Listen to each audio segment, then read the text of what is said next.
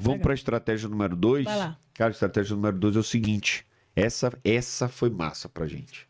Rotina conjugal. Vai rolar hoje. Sabe Olha que só. vocês estão vendo que eu tô tentando seduzir pra ganhar um lanche, né? Vai rolar hoje essa rotina. Olha só. Rotina conjugal. Pô, Miguel, mas ficou vago. Rotina conjugal versus rotina de namoro. O que eu tô querendo dizer? Quais eram as atividades da época de namoro que podem ser implantadas dentro da relação hoje?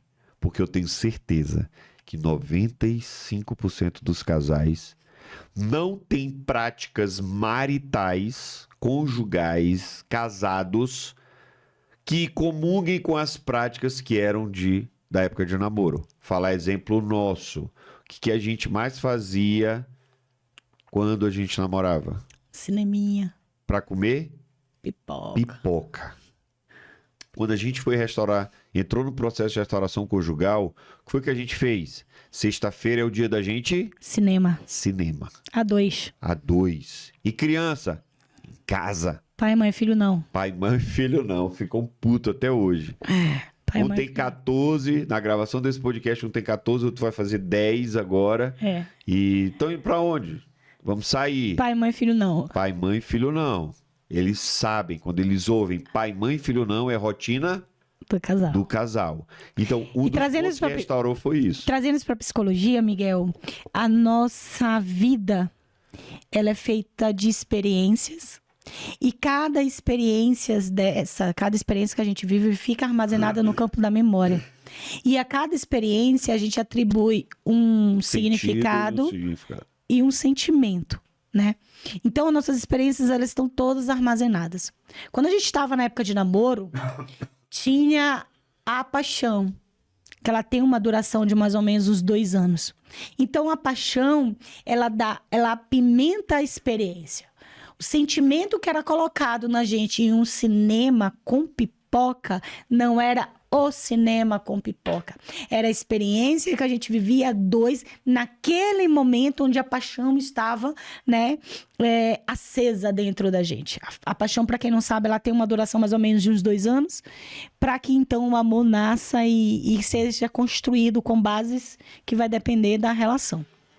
Enfim, o que acontece? Essa estratégia, ela traz à tona um reviver de uma experiência que tem um significado muito forte.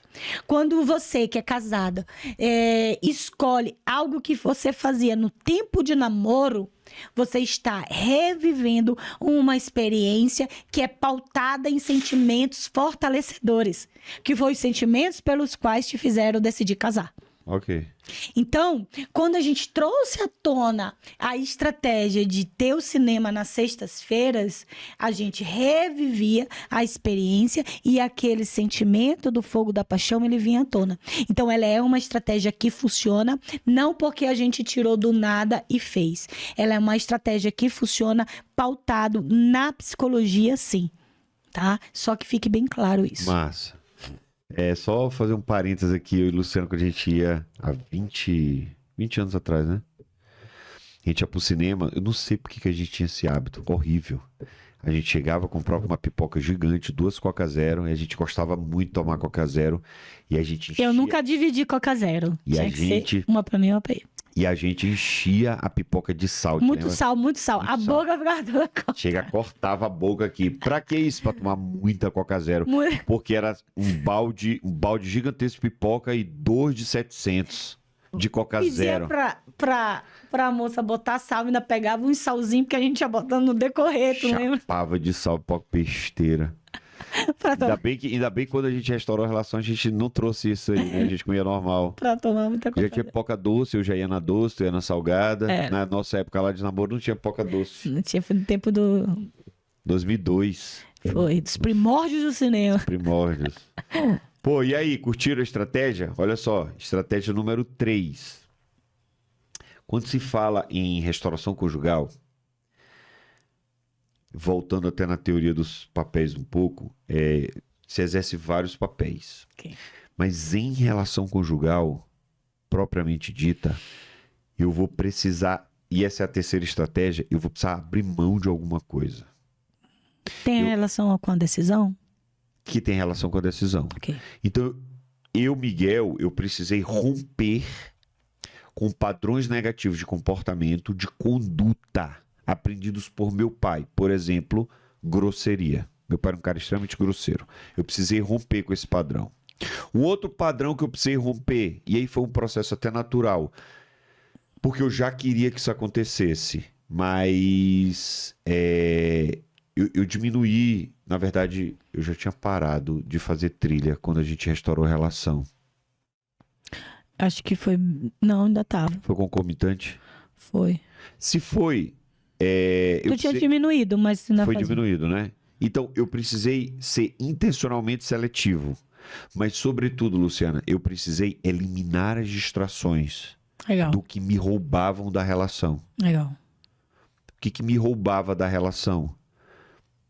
Era a grosseria, como eu já falei, era a aversão às coisas dos meninos, por exemplo. Então eu precisei romper com padrões de distrações para que eu passasse a ser um marido que efetivamente acordou dentro da relação e tirasse aquela mazela emocional que a gente tinha. E é legal quem tá em casa, o público de casa, entender o que de fato é distração. Distração não é tu assistir um desenho animado, uma comédia romântica ou ir a um show de humor. Distração é tudo aquilo que te tira a atração. Isso. Então você tem atração, aquilo que te traciona em um sentido, e a distração, ela tira essa atração. E na hora que ela tira essa atração, tu não anda mais. Então, o que Miguel está dizendo são as distrações relacionadas ao casamento, aquilo que fazia mal pro casamento. Então, as viagens de trilha constantemente fazia mal pro casamento, ele ser omisso em relação aos meninos fazia mal pro casamento. Da mesma forma que eu precisei tirar as distrações daquilo que fazia mal para a relação. Então, é muito importante você entender o que de fato são as distrações e conhecer cada uma delas, para você só consegue eliminar aquilo que você conhece. E o pessoal deve estar perguntando assim, tá, mas eu não faço trilha, eu não sou grosseiro na relação. Com certeza tem alguma outra coisa. Mas a distração pode ser, sabe o quê? A bebida alcoólica em excesso. A distração pode ser, sabe o quê? Pornografia. Pode ser o próprio futebol da televisão, Miguel. Pode ser... O futebol. O celular. Pode ser o Instagram, o TikTok. Pode ser até o WhatsApp. Pode. Né?